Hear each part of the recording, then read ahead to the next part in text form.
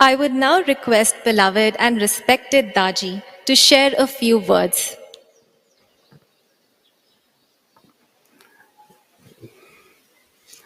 Very dear friends, we are honored at Heartfulness Kana Santivanam having you amongst us. It's a rare and privileged opportunity, and especially when UNESCO has come forward with this brilliant idea of the topic kindness. Few months back, when UNESCO representative Sri Anand Doraisamy came here, he broached this topic in a very subtle way. He sown the seeds of kindness conference at Kana, and who among the best other than the youth can be part of it. So we are very happy to have you all here. Kindness, we hear so often. We expect kindness from others, but somehow we lack this resonance, extending the similar kindness from our side. We forget the main person, the self. We are also lost in so many things that to be kind is not my responsibility. God is there to look after everyone. Why should I interfere in His work? But these are foolish arguments. If God was going to do everything for us, then why don't I stop eating? Why don't I stop going to college? Why do I educate myself? Why do I exercise? Why do I entertain myself on my own volition if God was to do everything for me? So, no. Expecting something from the higher is a great blunder and the biggest excuse one can have. You fail in exams, oh, God failed me. No, you failed yourself. Some people, they're very cruel and they say, oh, my father was not nice to me, or my professor was very strict with us. He's always failing the students. That is again an excuse. I like to share one encounter I had recently amongst with the PhD students in Hyderabad. And the guide, one of the guides of the students, they say how to remove the stress, especially the exam stress, from the minds of students. Well, the professor was a lady and she was very compassionate and kind towards the students. That's why such a question came in her heart. Then how to remove stress? Can meditation help? I say, certainly meditation can help. But is that what you want? Removing the stress from students? Let them have a lot of stress. Otherwise, they will not study. If you really want to help your students, prepare them from way ahead, from the first day of college. Prepare them so well that they don't have stress. It is like vaccination. Once the COVID starts and say, now I'm going to use vaccination, no, it's going to make it worse. Once the disease is contracted, vaccine will not work. Similar is the case. Stress has started and you want to whitewash it with meditation. It will harm you more than doing you any good. So preparing oneself ahead of time is being kind to yourself. See, kindness can be extended in many ways. Kindness towards oneself, kindness towards others, in the families, in the community, and kindness towards Prakriti, towards nature. Does my heart move when I see a dog limping away on a road? When I see a dog where I can count how many ribs this dog has, that means it's so much of malnutrition is there. When someone is cutting a tree, do I fail in my duties in some way? What can I do to stop this?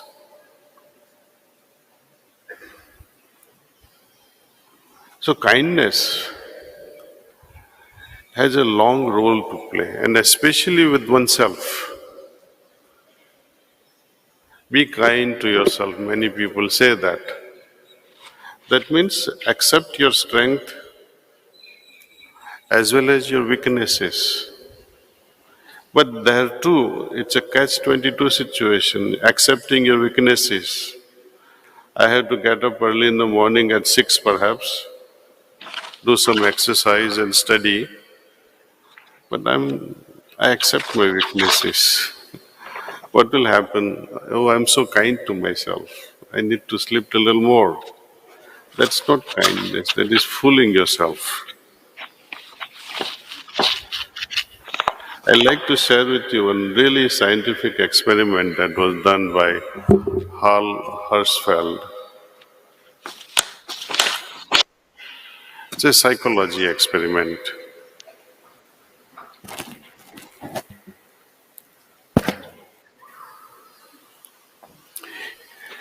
His experiment was very simple.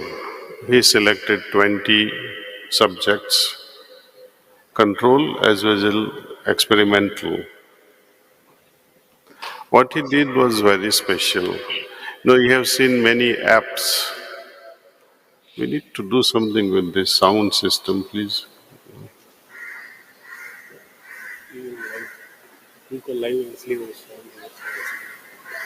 Okay. In his experiment, 20 subjects in the experiment and 20 were kind of placebo type, who were shown their aging self. The experimental self was shown the aging self. There are many apps which fast forwards your aging, how you would look when you are 80 or when you are 90. You must have seen that app, right? But this Hal Hershfeld, he developed a very refined version of it, where you can even see your wrinkles and white hair and splitting hair also, and especially for males, how the hair recedes back and you become so bald. So the first group of 20 is the experimental ones. He showed this particular video of their old age. And the other 20 subject placebo just shown them their own young self. That's all he did. Afterward, he said, look, I'm going to give you $5,000 each. It's all of you. Tell me what you will do, whether you will put it as a fixed deposit in the bank, or would you invest in something, or would you keep it for your retirement fund, or would you have party? Strikingly enough, I would say intentional showing of the old age. Those 20 subjects in that experiment, most of them selected that I would double up my investment on retirement. So somebody need to show you the way how to be kind to yourself. That how will I be when I grow old? That is also a thought expressing kindness towards yourself, preparing yourself ahead of time. So all these exams things that we worry about, it's a foolishness. Most students who are successful later in life, they don't worry at all. Whether it's an interview for a job or interview for some placement somewhere or interview for your PhD thesis or master's thesis, they don't worry because they are well prepared. This is what we need. We must understand our limits and our understanding and prepare ourselves accordingly. Be kind to yourself. I often wondered about what is the difference between kindness that the world is talking about today and the compassion. Where is the root of sympathy, empathy, compassion, kindness? What is the difference? How compassion differs from passion, for example. All these, to me, are different forms of energies. Something like when a plant is there, a seed is sown. It grows, it becomes a flower, becomes a fruit. And fruit is edible, many people enjoy it. All these steps, these are all energies which are being transformed little by little, little by little. When you have a sympathetic heart, you're automatically going to become empathetic. Empathetic means putting yourself in somebody else's shoes and see how they would be feeling if you utter certain words. If you insult your mother or insult your father, how they would feel. Run it through in your mind before you speak out. That is empathy. If you have a highly elevated level of consciousness, then you would prepare yourself ahead of time before you open your mouth. Premeditation. When sympathy matures, when this energy is further purified, you become compassionate. Compassionate is a quality of your heart. But is it enough to be compassionate? You see a sick person, your heart melts. I feel so sad for this person's sickness. Is it enough? Or are you going to do something about it? Doing something about it after feeling compassion is kindness.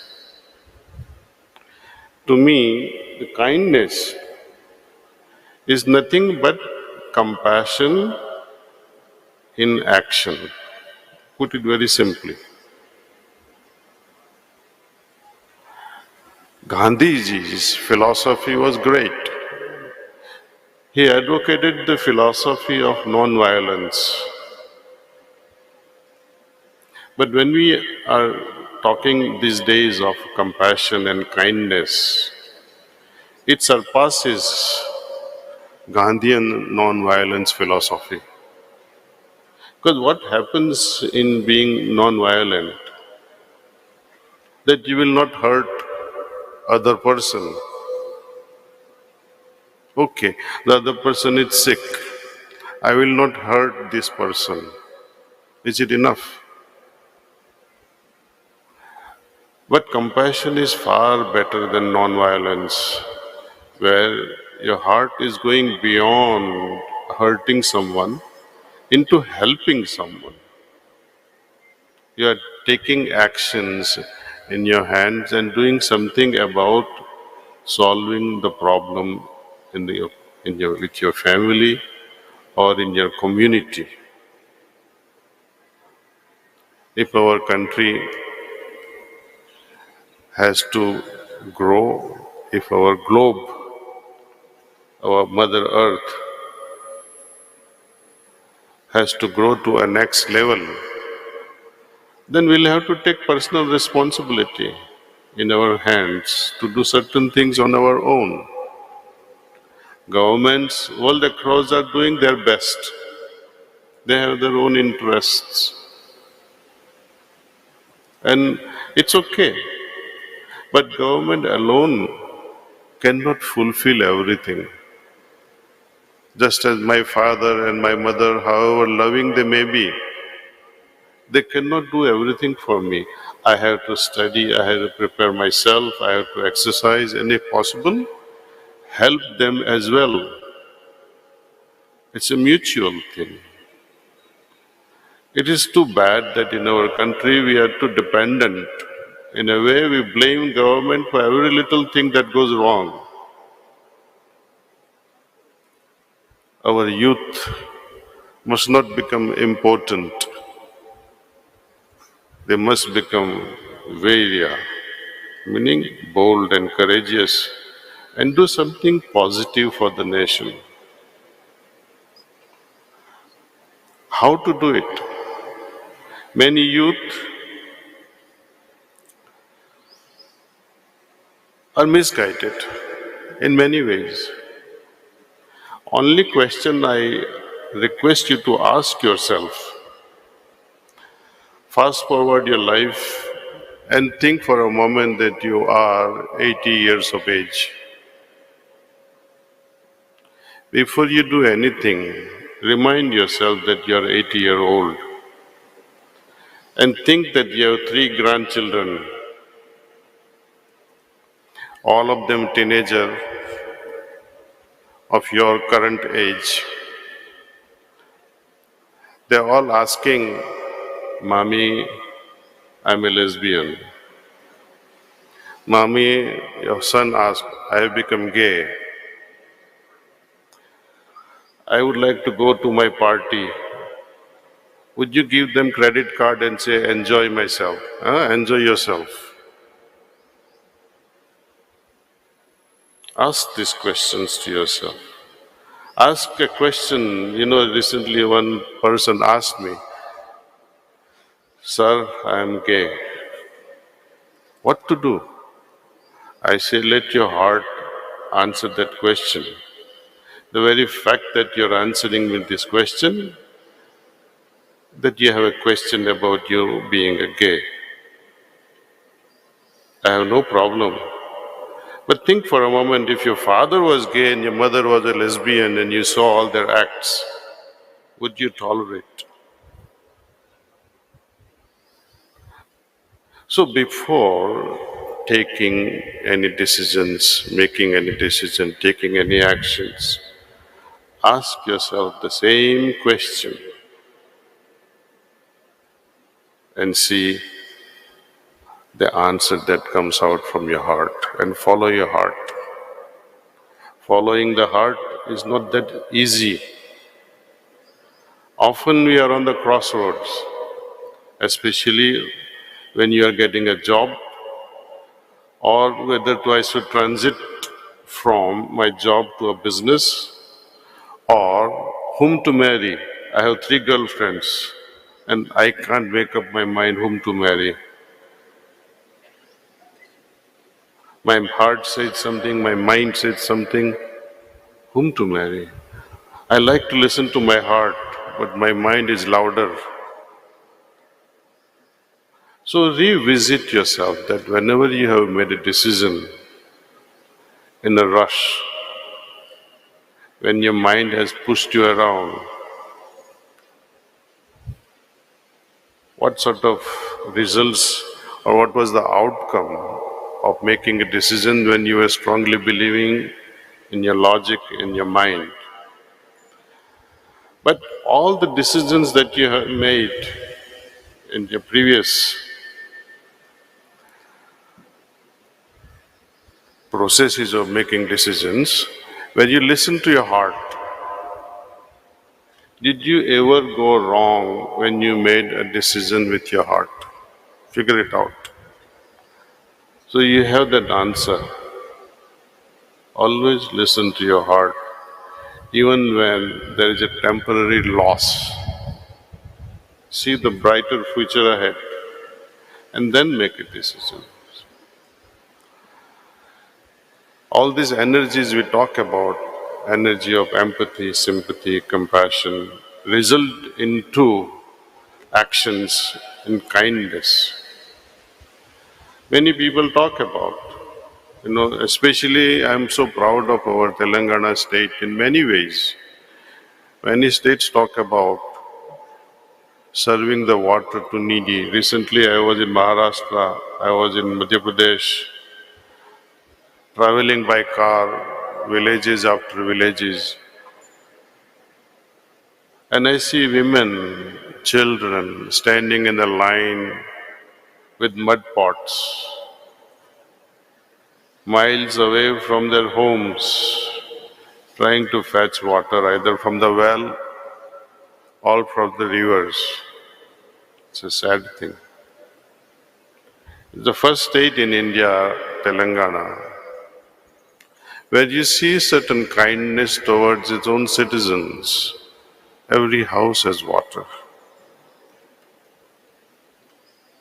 Similarly, the land reformation, how to make the land more fertile, these initiatives are also being taken.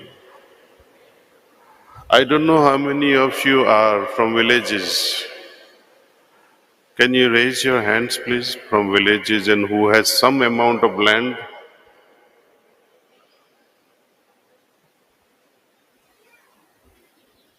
Lovely, thank you. I like to give you a small solution. Whenever you have your first child, I know most of you are not married, but whenever you have your first child, on 1 acre of your land, plant 400 sandalwood trees. How many?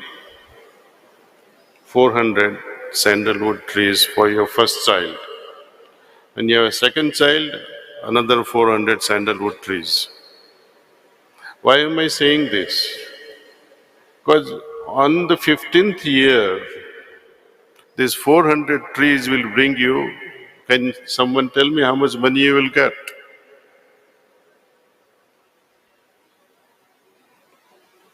One tree will bring 15 lakhs at current market price. So 10 will be how much? 50 lakhs. And 400 would be 20 crores. Huh? And if you had 1,000, and planting is not so difficult. What will become difficult later on is protecting it, because you are throwing 20 crores right outside your house and somebody is going to take it. So theft is a problem but with modern technologies, you can insert at certain age of the tree what they call tracking chip. You all are smart with all these things. When you want to track your boyfriend or girlfriend, what do? They put a tracking chip in the bag, no? So you can do the tracking of the sandalwood tree. And I have done some research also on another tree I talk about to you. Even if you plant just 10 trees, it will be much more than hundreds of crores from 10 trees. It is called the most expensive tree in the world. 1 kilo of that wood will be 8,000 euros, which means it's almost 8 lakhs. 1 kilo. And that tree is almost a ton, means 1,000 kilos. So my dear friends, there are some ideas I like to share with you. You have a very bright future. Plant a lot of trees. Our state, Telangana, also prides This is the only state where the awards are given to villages who does the maximum greenery. But I'm not looking forward to just the greenery. I would like to see medicinal plants grow, how it can change the economy of each village. You can go to your respective villages. There are a lot of lands available in villages by the pond side, by the government Gochar Bhumi, which is not cultivated by this temple bhumis or the Gochar Bhumis. On an average, they have 10 to 15 acres of such lands. On 1 acre, when you have 400 trees, on 10 acres, you'll have 4,000. That village will get 200 crores of rupees in 15 years. Villages then can share that money among themselves. Our country can change for better. Our forests are not for the rest of forest officers. We need to change our trend of growing the forests. We must make this forest greener with varieties and varieties of trees. Unfortunately, some of the forests I have visited in many of our states in India, they have nothing except eucalyptus and some lousy trees, because all the good trees have been sold or stolen by people. Especially, I don't want to name names, but you know what I'm talking about. Responsible people, they do the thieving, and we are shortchanged because of that. Our country can become another Switzerland, better than Switzerland. We'll talk about it, how we can make our country better than Switzerland tomorrow. I now request Honorable Minister Sri KTR Garu, please, we pray that you recover fast with your leg injury, and sorry that you could not come in person, and bless us all. But we are still very grateful that you will be addressing us via Zoom. Thank you so much, and welcome to Kanha. Thank you.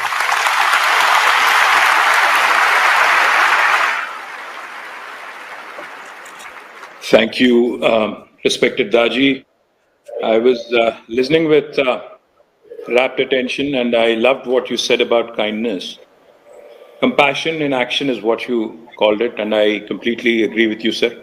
I really admire the kind of work you do, really admire the kind of work and the kind of teachings that are being imparted at the Kanha Shantivanam. I would also like to acknowledge Dr. Ananta, the Director of UNESCO MGIEP, and all the distinguished gathering and delegates from over 50 countries in the world. Firstly, let me greet you, all of you, because there are a lot of youngsters there, young women, young men. Let me greet all of you on this special day. There are many, many days that we celebrate. The Father's Day, Mother's Day, Children's Day, and a bunch of other things. But I don't think any country in the world celebrates, the bond between a brother and a sister. And that is today, in fact, it is Raksha Bandhan, which is celebrated, I think, only in India. And I offer my warm greetings to the young brothers and young sisters out there, on this auspicious day. It gives me immense pleasure to interact with you, to talk to you on this occasion of the International Youth Kindness Conference. It is the first time, in fact, as Daji pointed out, that I've had the opportunity to interact with anybody at Shantivanam. It's unfortunate that I'm not there in person, but thank you, Daji, for this opportunity. I've heard so many good things about the Heartfulness program and about Kanha Shantivanam. We are fortunate that your center is located in Telangana amidst all of us. I'm touched by the work Daji and his team have done and Kanha have been doing in developing values pertaining to humanity and organic personality development through years of his work in our state and all over the world as well. As I said, You know, if you listen to him for a few minutes also, you would understand that, eventually one has to be in consonance with nature, one has to be in consonance with the world at large, and one has to be in short, one has to be in sync with, world at large. I think the truly universal appeal of Taji's teachings are there for all of us to emulate, they're there for all of us to actually adopt. I must congratulate the Heartfulness movement for bringing this conference of international youth kindness, focusing on youth with such values is of paramount, for the growth of our society and for the growth of our world at large. If you look at India's population profile, I'm sure this must have been mentioned several times over the last couple of days, but let me just quickly add. If you look at India's demographic profile, India's average age is 27. That makes us one of the youngest countries in the world. 50% of India is less than the age of 27. 65% of India is less than the age of 35. 75% of India is less than the age of 44, making this a very productive age group to contribute not just to the state, not just to the nation, but also to the world at large. But when you look at this productive age group and when you look at what they have to offer, typically it's called the population dividend, the demographic dividend. And India, of course, has an unprecedented opportunity, as Daji was pointing out, of latching onto this, of leveraging this, and making us a prosperous nation, not just for ourselves, but also to have the ability to provide solutions for the rest of the world as well. In fact, I'm proud to share with you, since we are just about coming out of this pandemic, COVID, I'm proud to share with you that you are sitting right now in Telangana, which is the vaccine capital of the world. In fact, 1/3 of human vaccines produced globally come from Hyderabad, come from Telangana, including the COVID vaccine. I'm not sure how many of you are familiar with it, but let me quickly point out that 1/3 of human vaccines are produced from Genome Valley, which is located in Hyderabad, in Telangana. Let me also point out, when we talk of demographic dividend, when we talk of population dividend, we also have to keep in mind that the population dividend also has the ability to turn very quickly into a liability, if not nurtured properly, if not taken care of, with the necessary empowerment through skill sets, through, proper training programs, education, professional skills, man management, and organizational behavior. As Daji was pointing out, kindness, compassion, of course, it goes without saying that they have to be inculcated into grooming better human beings at large. It is in this regard, in fact, in terms of youth empowerment, that the government of Telangana, which was formed in June 2014, has done some remarkable things. We believe in the 3I mantra: innovation, infrastructure, and inclusive growth.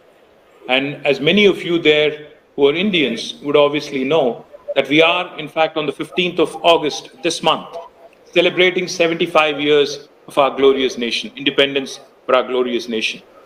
It is truly remarkable that we have, as the world's largest democracy, have maintained peace, have maintained diversity, have maintained stability, and have continued to grow over the last 75 years. But it is also a fact, as Daji pointed out so eloquently, there are some fundamental challenges, fundamental issues, which still remain unresolved, unsolved in our country. Telangana, while it might give me happiness, while it might, give me a bit to gloat about, that we are the first state in the country that has provided a portable drinking water connection to all the 10 million homes, it also gives me a bit of sadness. It also leaves me with a bit of sadness. The remaining states in my country have still not achieved that distinction. It's a basic issue. Telangana also has achieved a number of other things, which I'll talk about in a bit. But what did I mean when I said the 3I mantra: innovation, infrastructure, inclusive growth? Innovation need not just be, in technology. When I say innovation, a lot of people assume, especially the youngsters, that innovation is only confined to the technology world. to startups and other things. No. Innovation can come about in the form of thinking of individuals and institutions at large, including governments. The government of Telangana has used innovative methods to disrupt policy making, to enable it to be kind to its citizens, as Daji pointed out. In fact, we have come out with several reforms which I think truly are path breaking and benchmarking for the rest of India to emulate.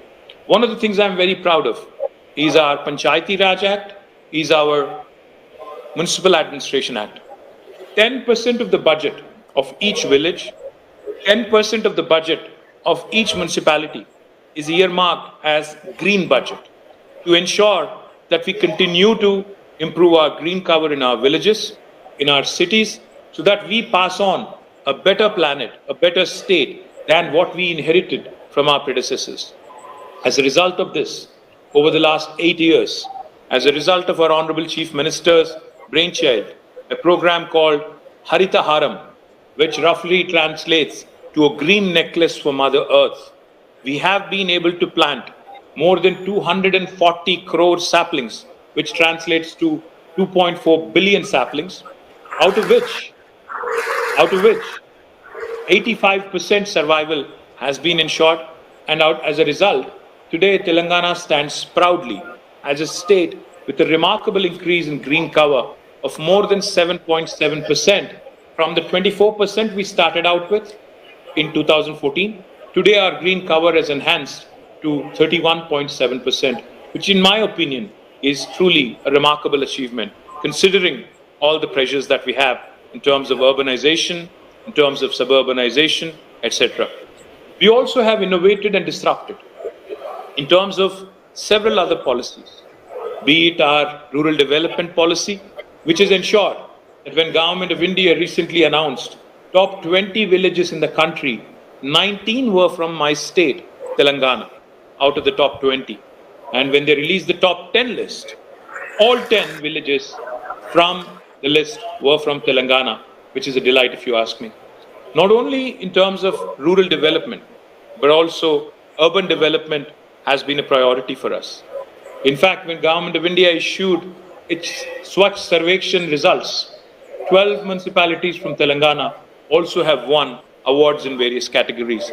So this is a unique state where you have where you have urban development happening, where you have rural development also growing hand in hand.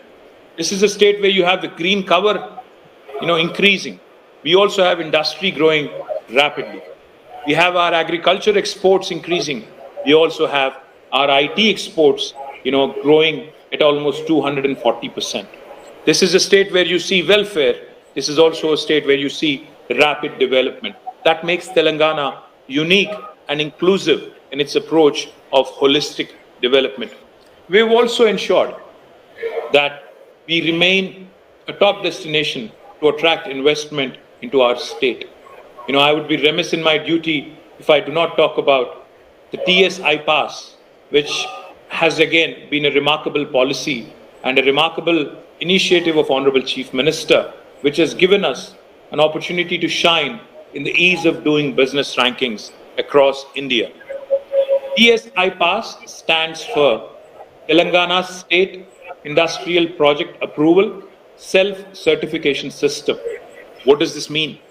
Any of you youngsters who would want to explore entrepreneurship, who would want to set up an industry, in Telangana, in fact, you do not need a clearance from the government.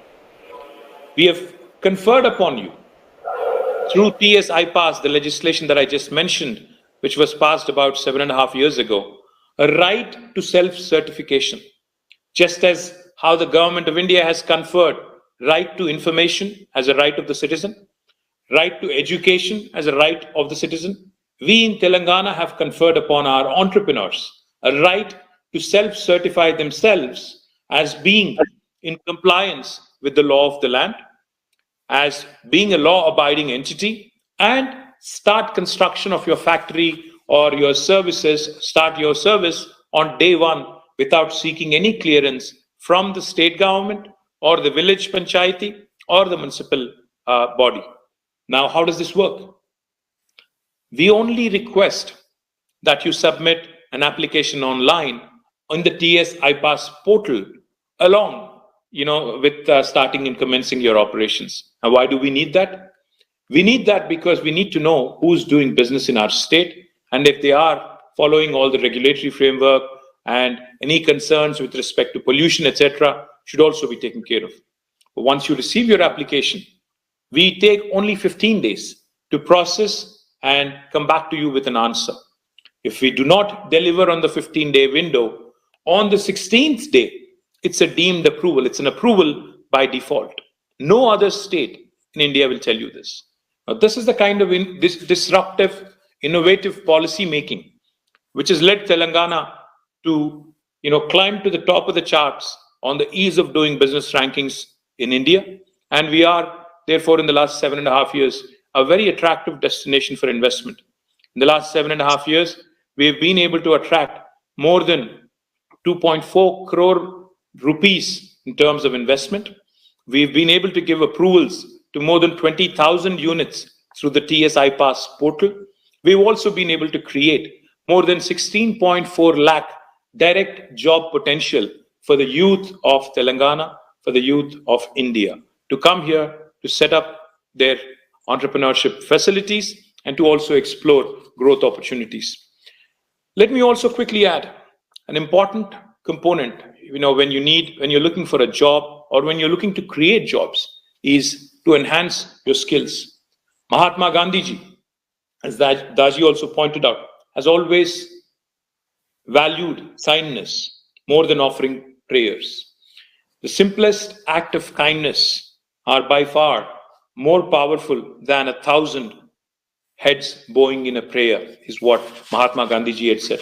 Today, the world needs kindness more than ever, because it is with kindness that there can be peace. We in the state are celebrating Swatantra Bharat Vajrotsavalu, the 75 years of independence of our glorious nation, from the 8th of August till the 22nd. And as part of that, we are also screening the movie Mahatma Gandhi, a movie which was made by Richard Attenborough, which is being shown to more than 2.2 million school-going children across the state by screening it free of cost in 550 plus theaters. This is to ensure that we inculcate the values of Mahatma Gandhi ji: non-violence, inclusiveness, and most importantly, kindness towards fellow human beings. We also need to be kind to ourselves. Self-care, self-love is just as important as caring for others. We must watch out for our own thoughts before they can turn into actions. So keeping our minds clean from evil and unwanted thoughts is necessary, which is where the work of heartfulness would be so important for humanity. Caring for others, of course, also begins from self-care. Unless one is in good frame of mind and health, he can be of no help to others. I remember the saying, you can accomplish kindness you can accomplish through kindness what you cannot by force. Time and again, we have seen that the world can only be changed by simple acts of kindness. Kindness to nature, as again was pointed out by Daji so eloquently, is also paramount. When we are gentle to Mother Nature, she gives us back manyfold. We must curb our greed and materialistic goals, thereby preventing exploitation of all that Mother Nature has to offer. I'm told that Kanha Shantivanam is an example of how a barren land got converted into an oasis within 5 years by planting millions of trees and conserving a lot of water. My compliments to Daji and the entire team out there who have actually led this by example. I'm also informed that Heartfulness has grown acres of green cover, planting more than 700,000 trees. This kindness towards nature was only compounded as volunteers joined in planting a sapling. The collective effort being recognized by Telangana Harita Mitra Award in 2016 and also in 2018. We at the state level have initiated a massive program, as I pointed out, called as Telangana Ko Haritahar. I urge you all to join the movement to ensure that we increase the green cover and we pass on a better earth, a better planet to our children than what we inherited from our predecessors, from our parents. A mandatory provision, as I pointed out, has already been made in both the rural and the urban budgets to ensure that we continue to provide you with much needed financial assistance toward this program. I take this opportunity to thank and greet everybody at Kanha Shantivanam and Daji especially, for supporting us during the COVID times. Your efforts in providing manpower, food, healthcare, and other aid during the various waves of COVID has been tremendously helpful and has been recognized and appreciated by one and all. I urge the youth participating in this wonderful conference to be proactive, not only in care for others, but also caring for yourselves and also taking care of your own self and your family and your friends. I thank Daji and Kanha Shantivanam for giving me this wonderful opportunity. And I once again apologize for not showing up in person. I could not because of my physical, temporary disability. But I do hope and pray that there will come a time when I'll get an opportunity to visit and pay my respects in person. Thank you very much once again, and happy Raksha Bandhan to all. Thank you, sir. And we are anticipating very, I would say, anxiously awaiting a visit to Kanha, and I'm sure together we can move mountains. Thank you.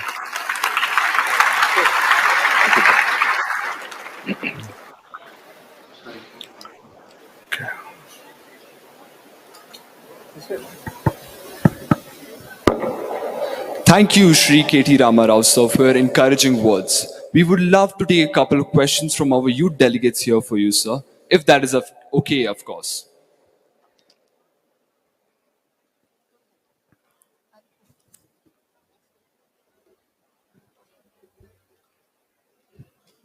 Good morning, Namaskaram KTR sir. With such a magnificent facility like Kanha Shantivanam, the headquarters of Heartfulness in Hyderabad, I just wanted to understand what are your views and thoughts to make Hyderabad or Telangana the spiritual capital of the world or the capital of human development, if you could share, please. Thank you. I think that this is certainly a great question. As a human being grows, as a nation grows, as a state grows, in terms of accumulation of wealth, in terms of accumulation of all the materialistic comforts, once you've achieved self-sufficiency in terms of basic needs, I think one would necessarily and naturally gravitate more and more towards pursuing spiritual sojourn. So I would personally believe that as a government, we can at best play the role of an enabler. We can continue to encourage, continue to support, institutions such as Kanha Shantivanam to come forward, to work with, all of us, including government being one of the stakeholders, to promote more and more awareness around this. But, from a government perspective, I think one of the things we can certainly do, is to look beyond winning the next election all the time. Because normally politicians, governments, typically we are obsessed, with schemes, with ideas on that, on anything that will give us, the comfort or the political advantage in winning my next election. I think governments also have to involve more and more on programs which actually will ensure that the next generation is better equipped, to deal with all kinds of challenges that will come with rise in wealth, rise in materialistic comforts. So therefore, I certainly believe that we also have to inculcate certain programs within the government as well to teach our bureaucrats, to teach our MLAs, our members of parliament, our legislators, our parliamentarians, and even the political party representatives to do more, to be in sync with the society, to be in sync with everybody, who's doing good for the betterment of the humans. But like I said, I think our role is limited. We can at best be enablers. We can at best be supporters. We can certainly do more by inculcating certain curriculums in education to catch our youth young, to teach them passion, compassion, kindness from a very early stage, and to teach them, values. When I was a student, I remember we used to have certain courses in the school education as well. I remember a particular course called SUPW, the socially useful productive work. I think we need more of those in today's world. As materialistic wealth continues to grow, we need more of those initiatives also from the government side.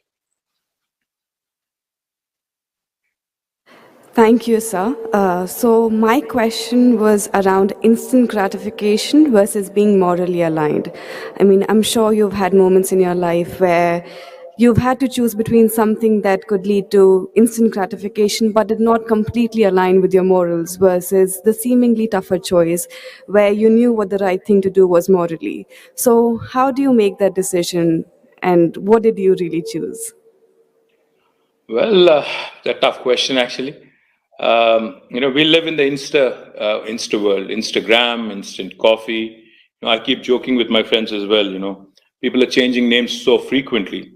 Gurugram, has been renamed as Gurugram. I keep joking with my friends that Telangana should be renamed as Telegram, and possibly, if given an opportunity, the millennials would change the name of India to Instagram also. But the toss up, the choice between instant gratification versus making the right decision is a tough one. I think every human being is grappled with it, and of course, as an individual, as a human being, I have also been challenged several times, in terms of making the right decision. It's really tough because human beings always take the easier route out, but it is a tough personal decision. Of course, I know that there are thousands of you there, so I'd rather not say something which will get me into trouble later.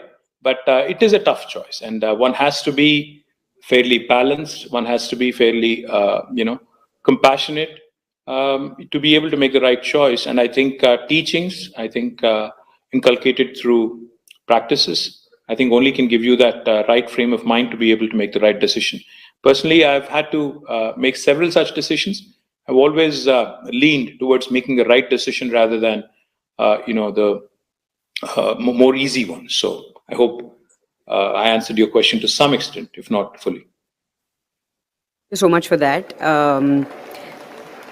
My name is Pragya, and I'm a heartfulness trainer, and it was great to hear your thoughts on kindness, and congratulations on the great initiatives that you're running in Telangana. I'm sure you are absolutely setting new benchmarks. My question is around what you mentioned in your talk on the demographic advantage that we have in India, and I wanted to sort of understand from you on how can meditation and yoga become mainstream in society, and how can we work with you in the state of Telangana to really take this to every school, college, ministerial departments, to obviously create a far better holistic society and a value-based youth, so that the future that we are creating for everyone looks far better than it does right now. Thank you. Again, great question. Again, I completely believe that a human can be of full value or fully, useful to the society and also to the institution that one works at, only when they are in the right frame of mind. Your skill set, your education, notwithstanding, if you're not in the right frame of mind, you cannot be of value to the institution in terms of the full potential that one can offer. And the full potential one can offer can only be accomplished if you're in the right frame of mind. And now, to get into the right frame of mind, different people do different things. But I think meditation, like you said, pointed out, is definitely something that I think has been accepted worldwide, accepted by all humans, cutting across religions, cutting across geographies, as one useful tool. Not just that, yoga, and of course all the teachings, all the useful tools that have evolved from institutions such as Kanha are more than acceptable, more than welcome. Now, how do we work together? I can certainly take the conversation offline. I'll request my special chief secretary of municipal administration, Sri Arvind Kumar, to possibly take up this discussion offline and see how we can collaborate and we can work together in making it a result-oriented program. Thank you so much, sir, for sharing your thoughts, for sharing the growth story of Telangana, the nuances of kindness, and so much more in these beautiful responses. Because you're not here with us today in person at Kana Shantivanam, we would still like to share with you a few glimpses of Kana Shantivanam. Could we please have the AV, please?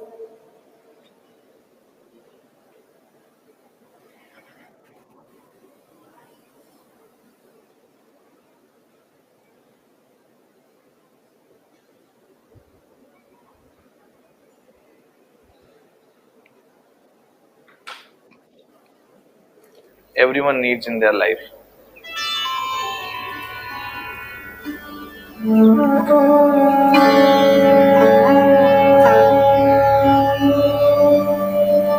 This campus, Kana Shanti Vanam, presents a model of holistic living.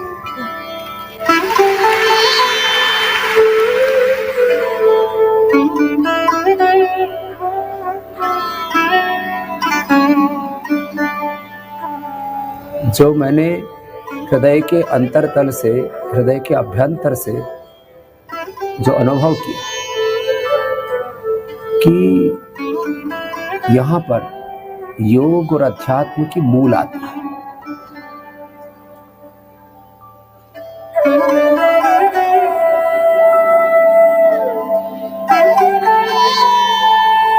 What I have seen has absolutely blown me away. What I'm seeing here is a community that would be envy of any community in the world. It is so incredibly beautiful, firstly. The beauty of its architecture, schools, auditoriums, libraries, the landscaping, the integration between nature and buildings. There is just something breathtaking about the way it's been done, and in an ecologically friendly and sustainable way.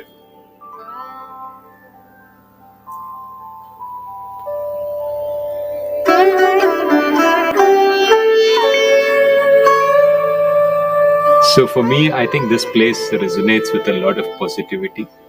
I've been here in the last year maybe about 8 to 10 times, and the longing to come back here is quite higher than the number of times I've actually come here.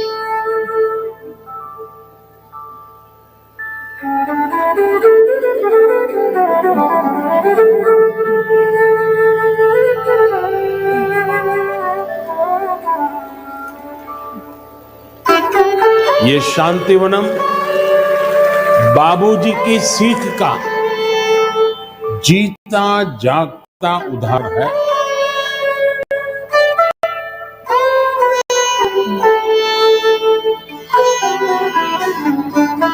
This place is open to all. It's not only for the members of this organization, but those who like to meditate, those who like to explore this inner spirituality and experience it. Even if you are meditating for the first time and say, "Oh, I don't know how to meditate," here we can teach you how to meditate and go inside.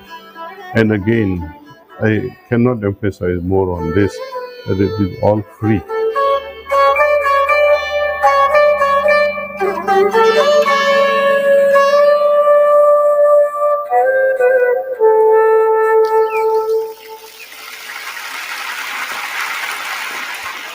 We hope that gives you glimpses of this splendid spiritual oasis, and we hope to see you soon.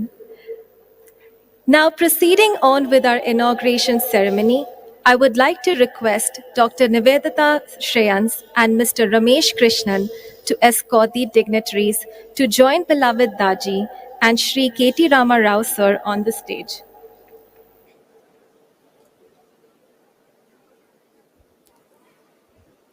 Please join me in welcoming Dr. Ananta Duraipa from UNESCO MGIEP, Mrs. Khatija Rahman of A.R. Rahman Foundation, and Ms. Grace Moore, our wonderful guest from the US, to join Daji on the stage.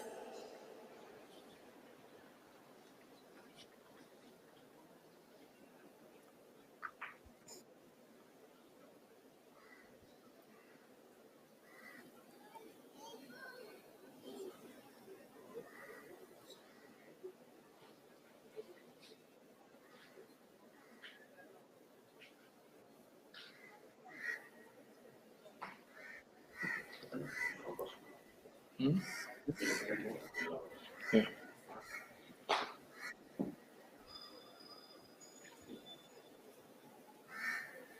చేసేయండి best.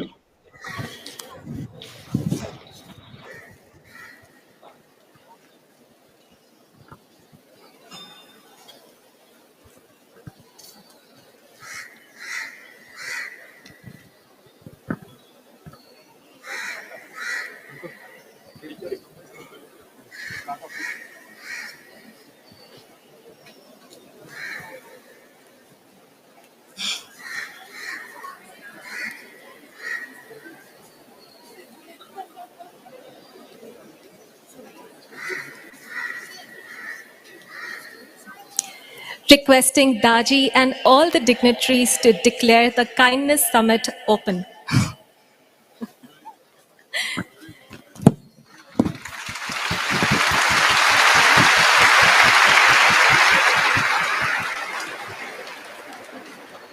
Thank you, Daji. Thank you, Shri K.T. Rama Rao, sir. Thank you, all the dignitaries. Yes. May I request the dignitaries to please take their seats? And I would like to invite Director of UNESCO MGIEP, Shri Ananta Durayappa, to address the inauguration.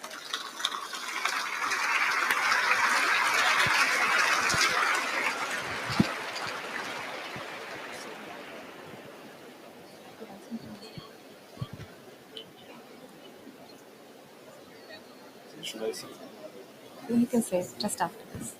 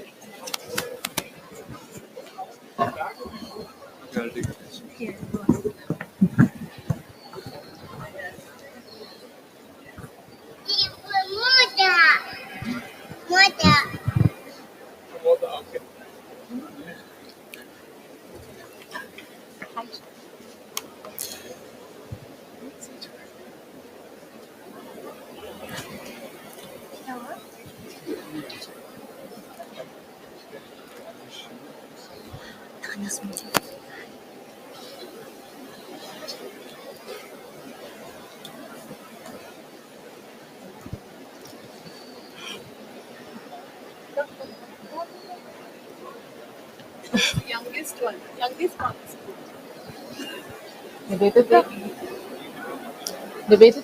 All right. Can I? Good morning, everybody. I don't get a greeting.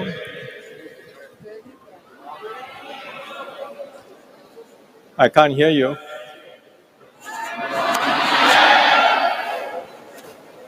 I was told that there were about 5,000 young people in the audience, and I still can't hear you.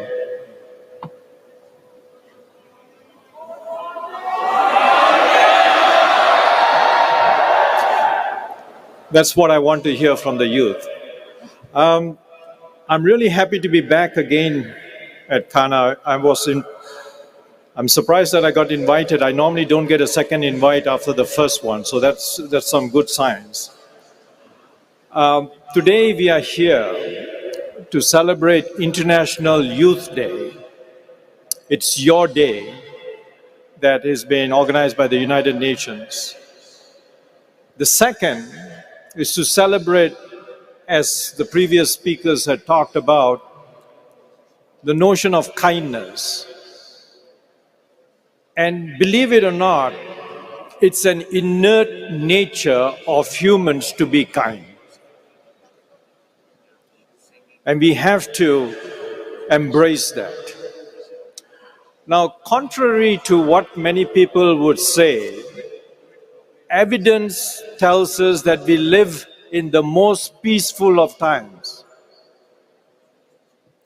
Yes, we do have conflicts around the world, but overall, if you look at the historical trend, we must be grateful for the world that we live in today, It's a peaceful world. But we can't be complacent. And why I say that is that we have some global problems emerging that we have to address. Climate change is one. Growing inequality is another, which for me is the most serious problem that we face today. Do you know, especially with you young people here, that 70% of the students in the top schools come from the top richest families in the world? That 70% then captures the job market at the top. That is an inequitable world we live in. You should not accept that.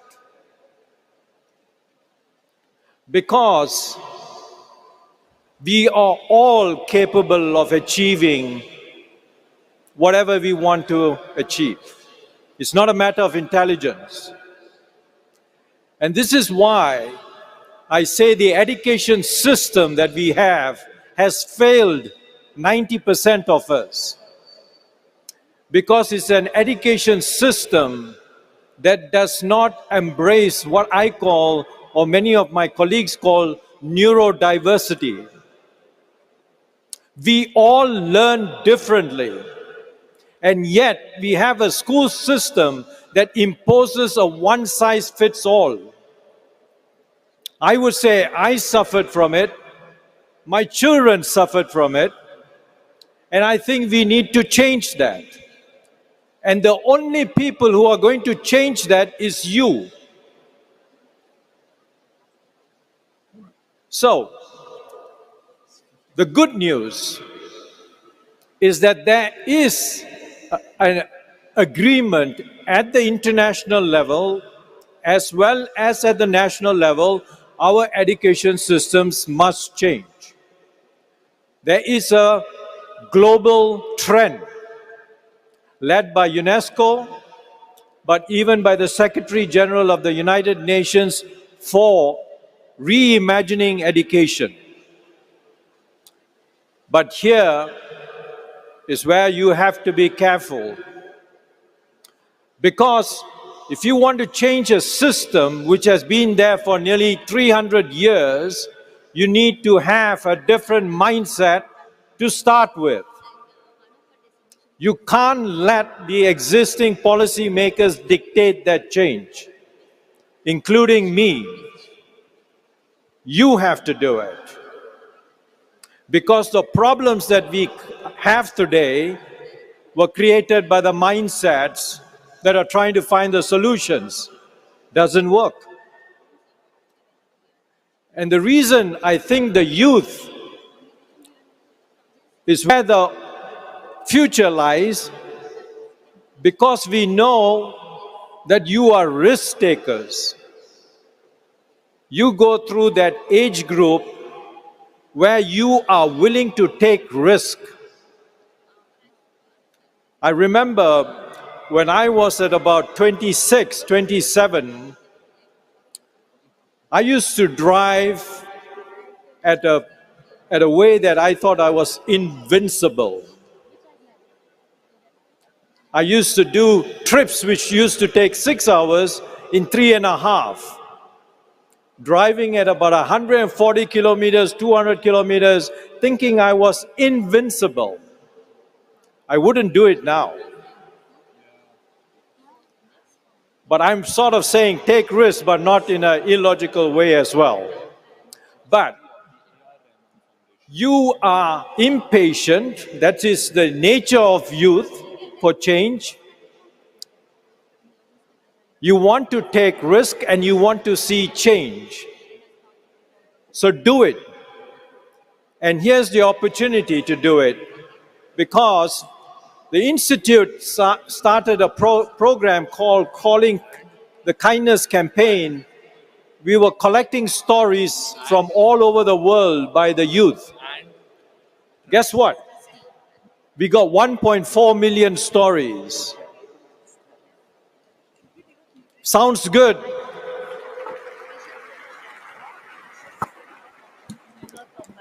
I don't think you should clap because you have 1.8 billion youth on the planet. You're for the first time the largest youth cohort in history. 1.8 billion youth producing 1.4 million kindness stories. Can you do better? No? Can you do better? All right. I hope we can see that, because submit your stories, submit your experiences on kindness. Tell the world that kindness is there in us, because we tend to celebrate the adversaries that happen to us. What do you hear in the media? Floods, murders, rapes. What about all the good things that happen that we don't hear? You have to be the voice for that. So let me finish by saying that the Secretary General of the United Nations is calling for a global summit this year in New York, where all 193 countries will hear about the new education that is being proposed. We have a survey questionnaire. I hope every one of you will fill it so that we can take what you want to the 193 heads of states that will come to New York in 2 months' time. No, let me rephrase, in 1 month's time. So give us your voices that we can take to the decision makers. Now, I'm not going to end with a Gandhi quote.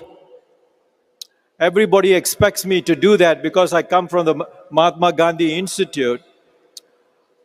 But what I liked always, how many of you are Star Trek fans? Some of you have heard of this, many of you may not. It ends with, "May the force be with you." The problem with that is, you also have the dark force. And we don't want the dark force with you. So, why don't we say, kindness is the way, be kind. So let me finish off by hearing from you in your loudest voice, in any language that you want to say, kindness is the way, be kind.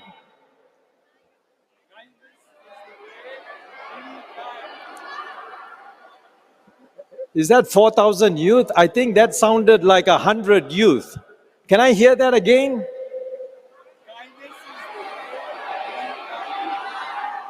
Thank you very much.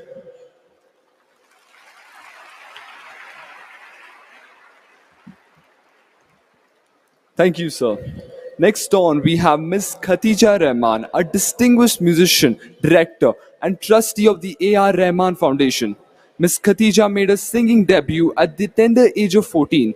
She has partnered with bands like U2 and composers like Ricky Cage, which has given her worldwide recognition at a very young age.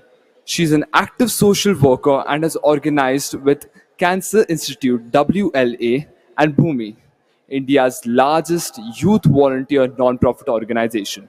I would like to invite Ms. Khatija Rahman on stage to share a few words with us.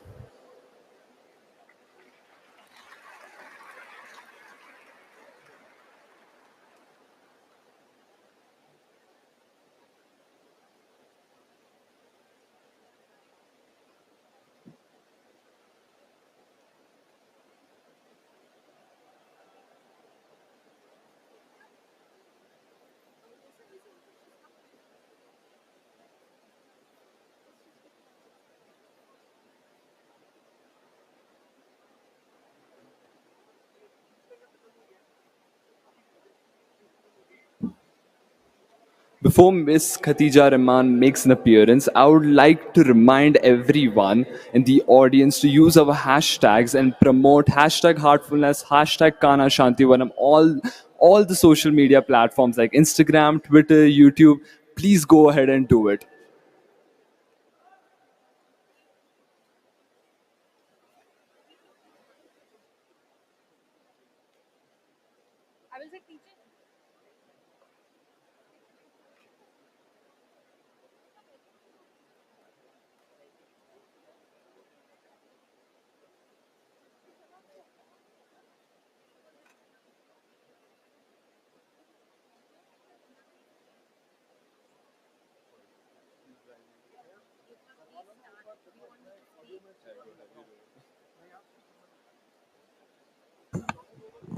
Next, next on we have Miss Khatija Rahman, a distinguished musician, director and trustee of A.R. Rahman Foundation. Miss Khatija made her singing debut at the tender age of 14.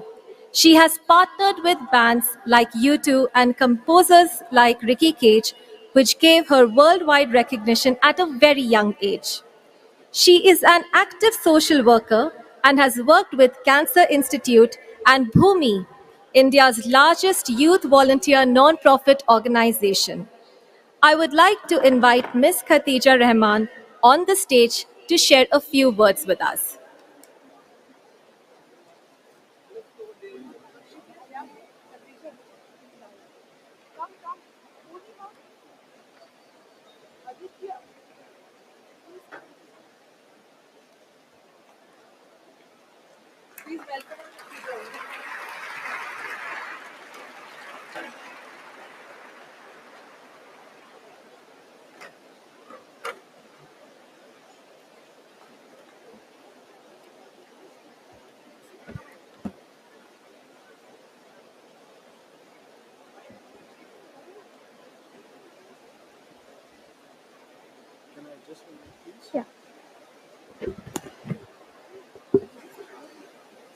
A very good morning to you all. This is the first time I'm in the midst of such a large group of youth. It feels elated to be here. My name is Khatija Rahman. I'm a musician as well as a director and trustee at the A.R. Rahman Foundation.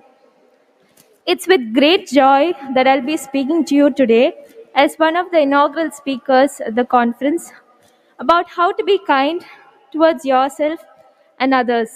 I hope I'm audible enough. Show your hands if you're able to hear me. Okay, great. Before I begin, I would like to extend my heartfelt gratitude and respect to Daji, the guide of heartfulness, and all the esteemed dignitaries amidst us, as well as each and every one of you attending the Kindness Conference. Thank you for being kind enough to be present here today. And it is with your act of kindness that I would like to begin my keynote. When I think of kindness, I first think of my late grandmother, Karima Begum. She ensured a pot of water was kept outside our house. There was a government school nearby, and the students from there would come and drink water from it. My grandmother had a strong sense of community. She didn't just look after the needs of her family, but also practiced kindness towards strangers who may need words of encouragement or a glass of water. I think kindness starts from home. Recently, I read a book by the esteemed Daji called Tales from the Upanishads. It is a children's book. As I read the stories, I could only think of one word: kindness. For example, in the second story in this book, there are two birds. The bird in the lower branch shows immense self kindness and self compassion, becoming better and better, and ultimately becoming the best version of itself possible, so that it can reach the bird that is sitting on the higher branch. To me, the best example of kindness is that bird who practiced self love, self improvement, and achieved the one truest and highest aspiration for the self. The stories in Daji's book give us modern solutions for current challenges.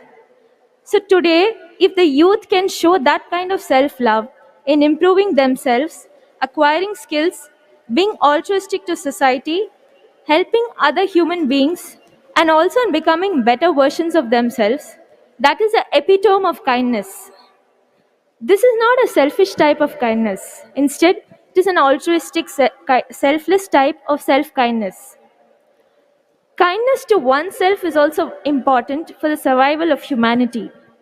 I happen to notice the speaker list of this conference. We have national and spiritual leaders, decorated athletes, artists, Grammy Award winners, industrialists, and so many more inspiring people gathered here at the Kindness Conference. Why is that so? Perhaps because we all want to be inspired by them. Perhaps because we admire the pinnacle of perfection they've achieved in their respective fields. As I read their names, I wondered why and how that was possible for them. After reading Daji's story of the two birds, I realized that their success was possible because they became that bird in the lower branch, who strived hard to become better and better, before ultimately becoming the evolved bird on the highest branch. I think all of us are here today because someone has been kind to us and has stood by us and believed in our inner gifts and talents. I also think that kindness in our personal and professional capacities also extends to supporting our colleagues, employees, peers, family, and friends. From speaking their name and of their work in powerful rooms, as well as supporting them with opportunities of employment, empowerment, representation, and celebration, we all have the capacity to be kind to each other with no expectation of something in return. In terms of being an artist, my act of kindness is to share and support other artists' works and offer words of encouragement. During my 25-year-long lifetime, I quit music and returned to it after 8 long years. I thought that being independent and having my own source of income would help me serve the community and serve the poor. By God's grace, those thoughts came to me and I heard them. They told, they told me not to be selfish with my gift and instead to share it with the world. We all have some God given gifts within us. Let's bring them out into our lives and existence.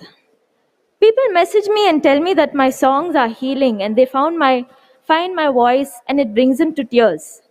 This is all God's gift that has been granted to me by His grace. I want to share my gift rather than restrict it and keep it to myself. Using our God given gifts, after all, are also an act of kindness. A person doesn't have to be privileged and be kind, you know. When I was interning with an organization, I lost my mobile. I had gone on a field community visit. I had no clue where it was, and the first instance was for me to panic. The auto rickshaw driver, what he did was he took me to the nearby police station and he didn't even charge me a penny. That was his bread and butter for the day, but he really didn't charge. And he didn't have to give me money, but his act of kindness made me realize that there are good people in this world too. Practicing kindness is also good for mental health. What we say and do has an effect on our brains and how it's wired.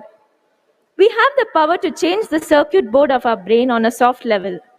So why not practice and experience kindness, especially towards our inner voices that are never silent and are always there by our side? Charles Glassman said, kindness begins with the understanding that we all struggle. Sometimes I have a battle between being kind and being right. There are times when I want to be heard and understood.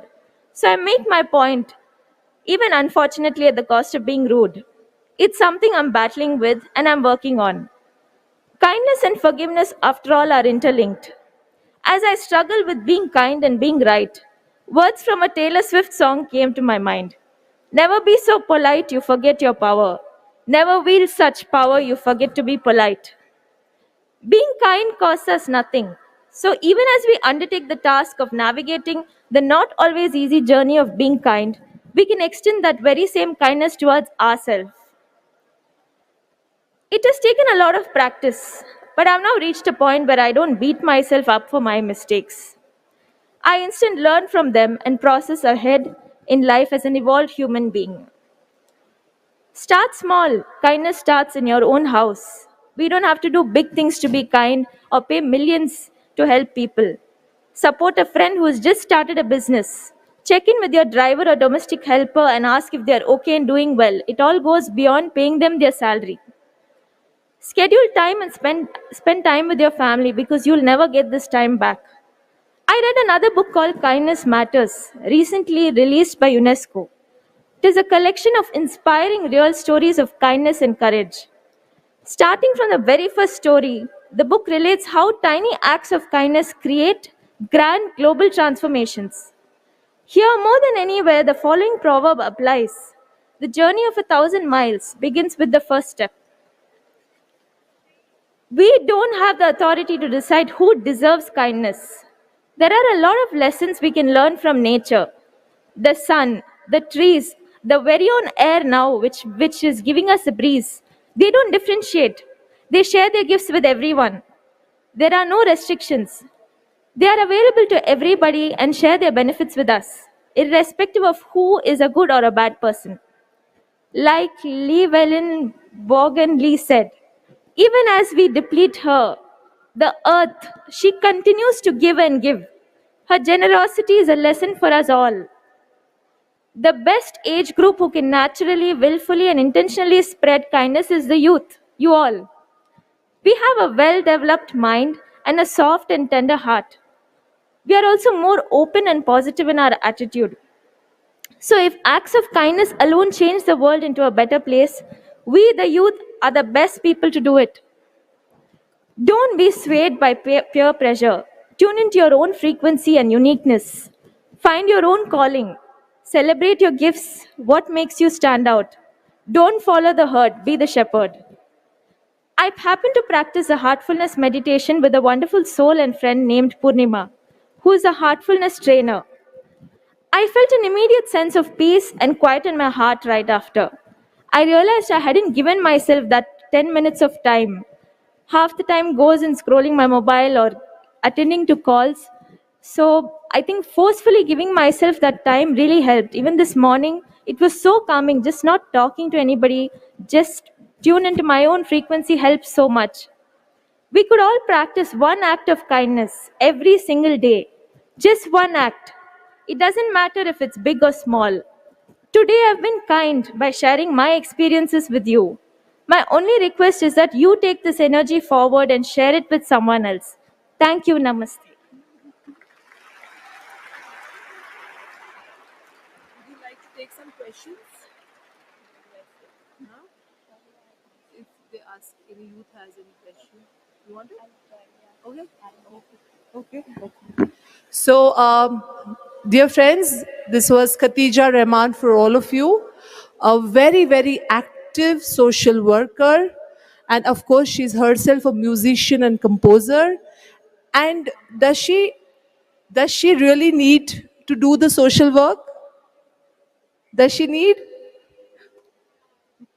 She doesn't, but she does it because her heart says that she wants to do something for the community. That's the beauty of her heart and that's the beauty of her willingness. So that is what Khatija Rahman is all about. She has flown all the way from Chennai just to attend this event and to be with all of you. Okay. Okay. Oh, also, she has missed a very big occasion that her cousin just had a baby today and she was not able to join that joyous occasion, but she came here to talk to all of you. So a big round of applause to her. And please convey lots of love to A.R. Rahman ji on behalf of all our youth here. And yes, any questions from the youth? Maybe she can take one or two questions.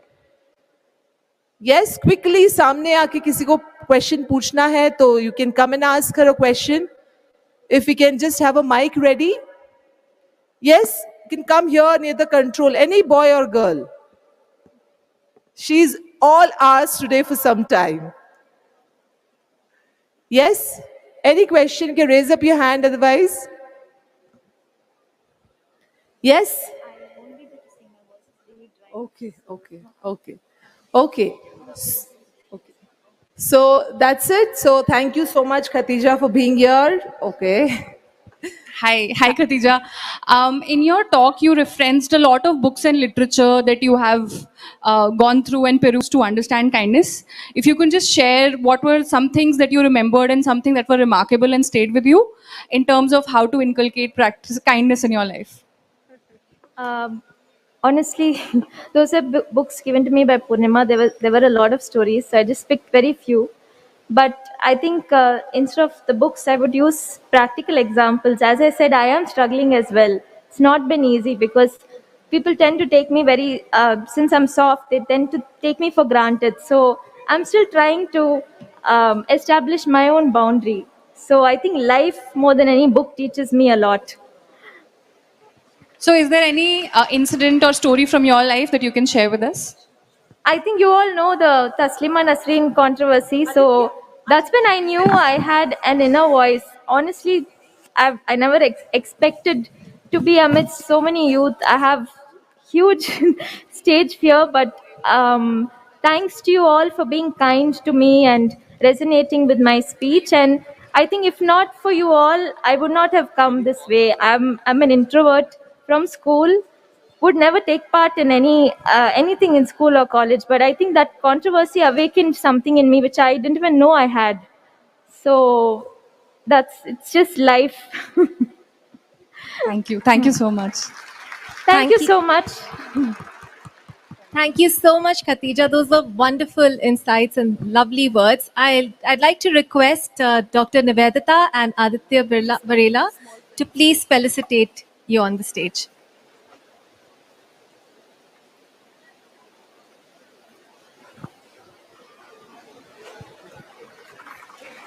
And with this, we complete new content. I'm doing the next one. And with this, we complete the morning.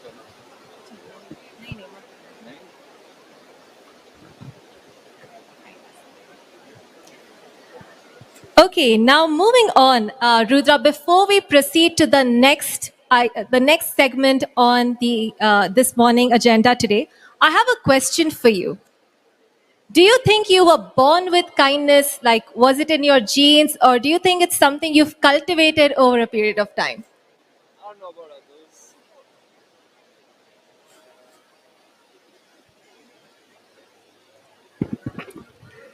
Well, I don't know about others, but I was definitely born the kindest person ever. I don't know, maybe you do have my vote of confidence, but I am curious to find out, what the audience here feels. So I'm going to ask for a quick show of hands, okay? So for those of you who feel that you were born kind, just raise your hand, please. Oh, it seems I got some fair competition here. But not enough. So anyone who thinks you were born with kindness, you raise your hand. Up high. Little more energy, please. Great. Oh, that's a fair And few. how many of you feel, no, we were not really born with kindness? We've cultivated it over the years. Wow, so a lot of us feel life is a very forgiving process. Well, to find out more about that, we have a very interesting panel for you. Let's get on to the next segment with the science of kindness. Can I request the chairs to be arranged, please, as I call out to the guests? Guys, pick up this chair. Okay.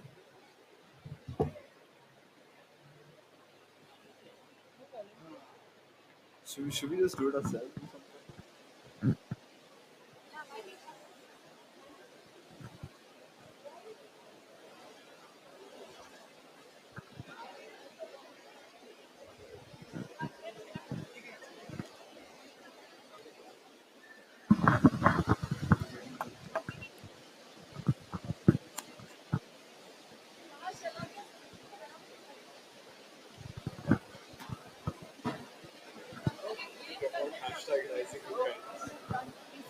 Is it working? Sure.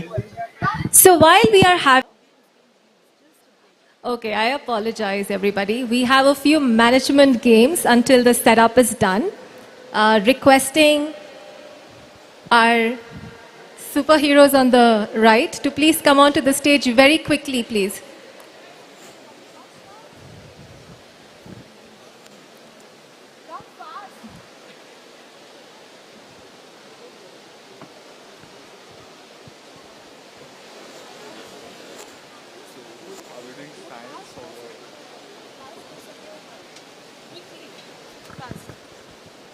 Awesome. Let's get started. Hello everyone.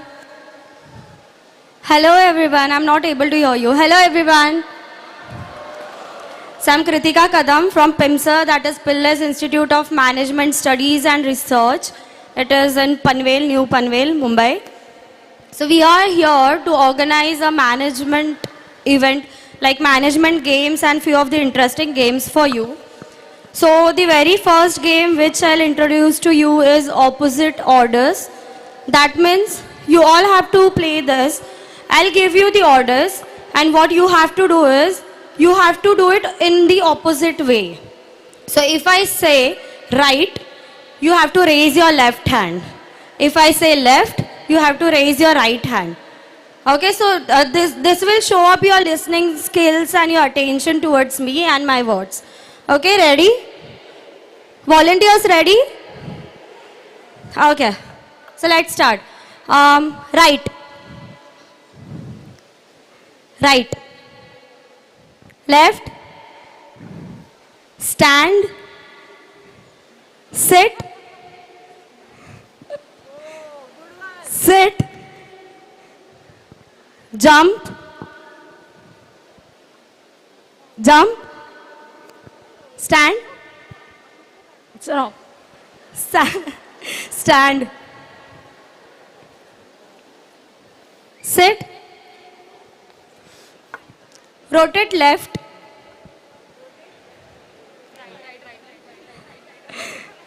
Turn right. Turn right. Turn left. Left hand. Right hand. Turn front. Turn front again. Turn back. Stand. Okay, thank you for this response. We'll move towards the next game, which will be introduced by Hannan. Thank you so much. Okay, that seemed to have shaken up a lot of you. Now proceeding to the very exciting panel on science of kindness, let's welcome Dr. Snehal Deshpande, developmental therapist, life coach and women entrepreneur. She owns and leads SNE, an institution dedicated to improving the lives of children and their families. Joining her on stage is Dr. Pooja Sahni. She is the principal research scientist at IIT Delhi. We have with us Mr. Kuani Kir, project officer at the UNESCO MGIEP, activating and training youth around the world to encourage positive action and leadership. To moderate this session, I would like to invite on stage Dr. Ananta Durayappa, Director of Mahatma Gandhi Institute of Education for Peace and Sustainable Development.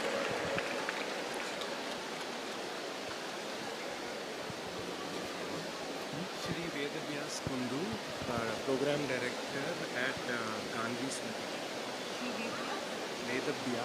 Kundu. I'd also like to call Shri Ved Vyas Kundu to join us on the stage, please, for this panel discussion.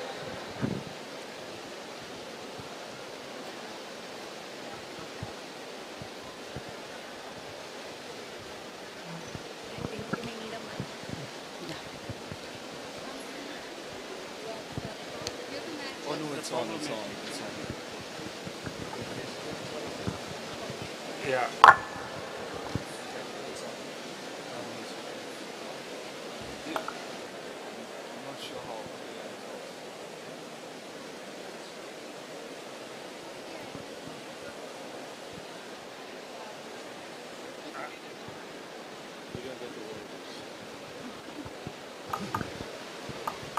I will give it to you.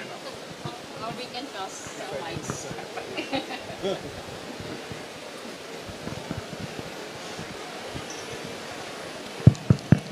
All right.